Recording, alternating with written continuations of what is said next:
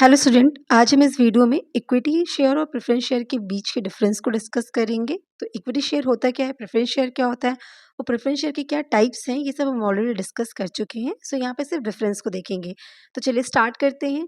तो हम इसे टेबुलर फॉर्म में देखेंगे जहाँ पे बेसिस होगा, फिर इक्विटी शेयर क्या होता है और प्रेफरेंस शेयर क्या होता है। तो किन बेसिस पे हम इसको डिफरेंशिएट कर रहे हैं वो हम ये की करके देखते जाएंगे। तो सबसे पहले हम बात करेंगे डेफिनेशन की। ठीक, तो अगर डेफिनेशन के पॉइंट ऑफ व्यू से कहें तो इक्विटी शेयर क्या होता है। इक्विटी शेयर एक ऑर्डिनरी शेयर होता है जो कंपनी में ओनरशिप को डिस्कस करता है कि कंपनी में क्या ओनर ओनर आप कितने के ओनर है ना।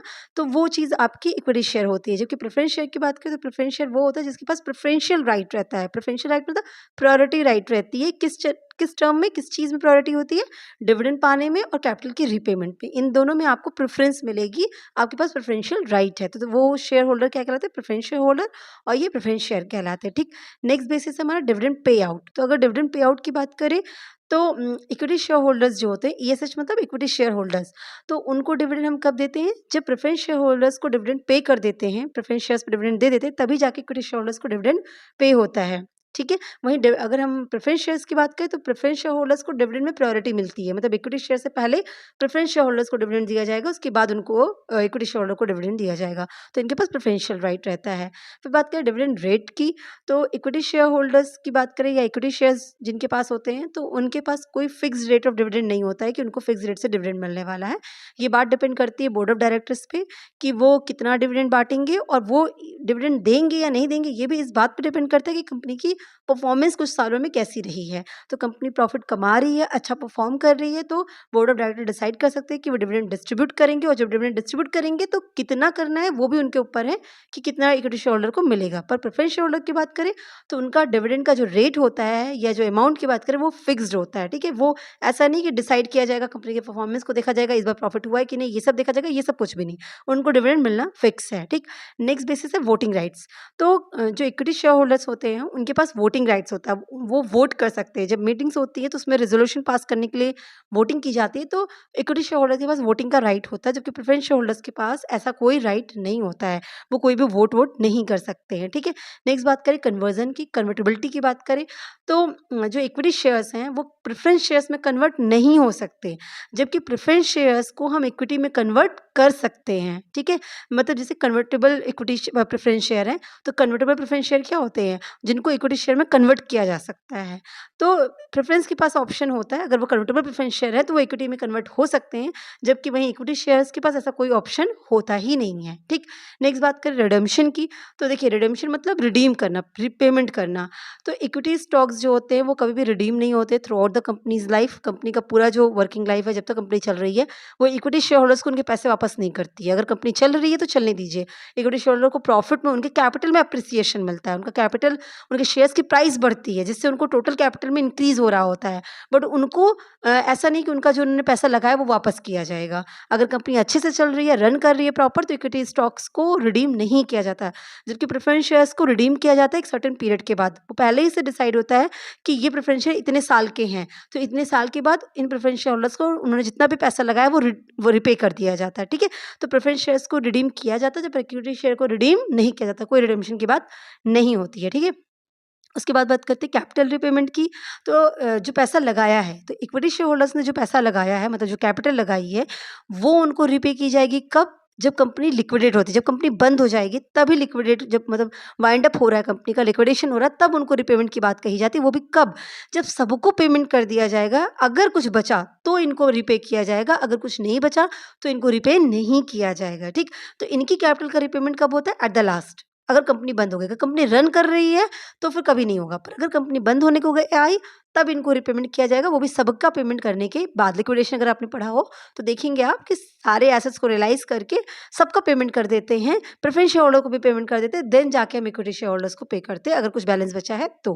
ठीक, वहीं प्रेफरेंस शेयर्स की बात करें तो इनको इक्विटी शेयर होल्डर से पहले रिपेमेंट मिल जाता है। मतलब अगर पैसा बचा तो फिर प्रेफरेंस शेयर होल्डर को पहले पैसा दिया जाएगा, उसके बाद अगर कुछ बचा तो इक्विटी शेयर होल्डर को मिलेगा, अगर नहीं बचा तो नहीं मिलेगा। पर अगर बचा है तो प्रेफरेंस शेयर होल्डर को पहले मिलेगा। तो मतलब इक्विटी शेयर होल्डर से पहले कैपिटल को रीपे करने का भी जो पावर है वो किसके पास है, प्रेफरेंस शेयर होल्डर के पास है कि उनको पहले रिपेमेंट मिलेगी।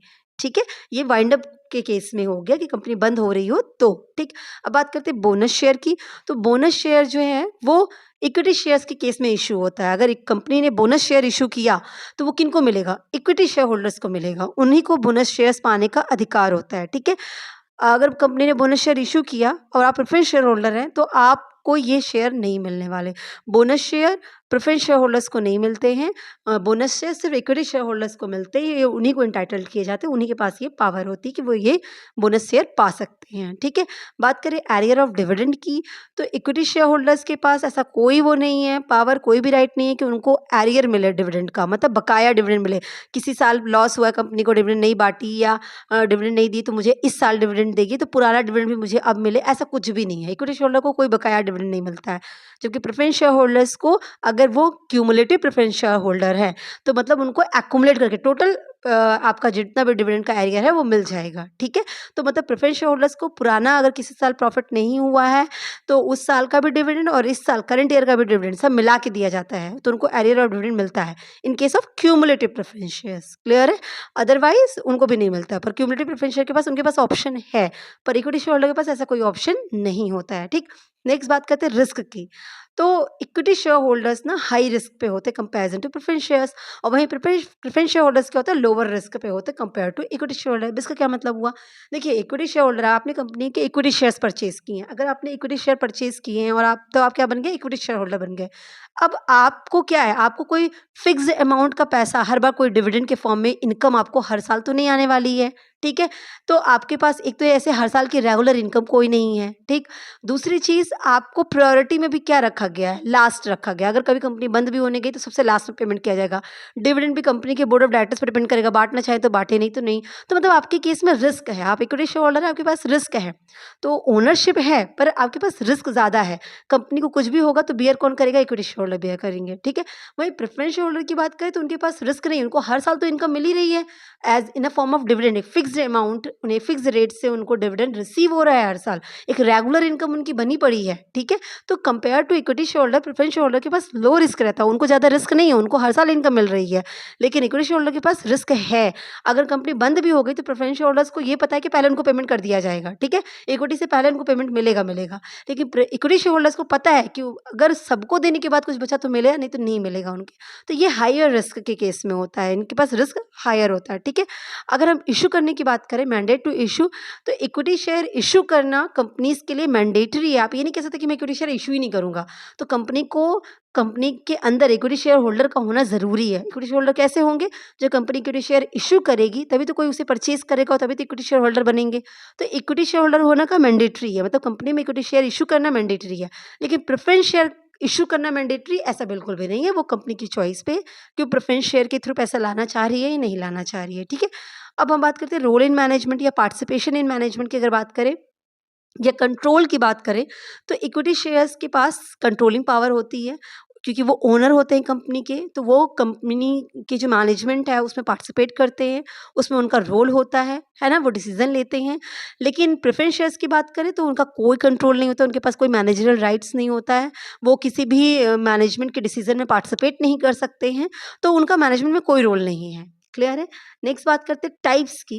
तो ये देखिए इक्विटी शेयर्स ऑर्डिनरी स्टॉक्स होते हैं, उनको as a ordinary stock categorize किया गया, जबकि प्रेफरेंस शेयर्स में कई टाइप्स हैं, cumulative, non cumulative, convertible, non convertible, participatory, non participatory, redeemable, non redeemable, तो उसके कई टाइप्स होते हैं। पर इक्विटी शेयर्स का ऐसा कुछ भी नहीं है। ठीक है, in form of bonus shares और right shares, sweat equity shares ये इशू किए जाते हैं, पर अगर उनको कैटेगराइज किया जाए कि इक्विटी शेयर्स कितने, अगर कंपनी इशू कर रही है इक्विटी शेयर तो वो किस तरह का इशू करेगी, ऐसा नहीं है। ये जो बोनस शेयर, राइट शेयर और स्वेट इक्विटी शेयर ये सब तभी इशू होते हैं जब इक्विटी शेयर ऑलरेडी इशू हो चुका होता है।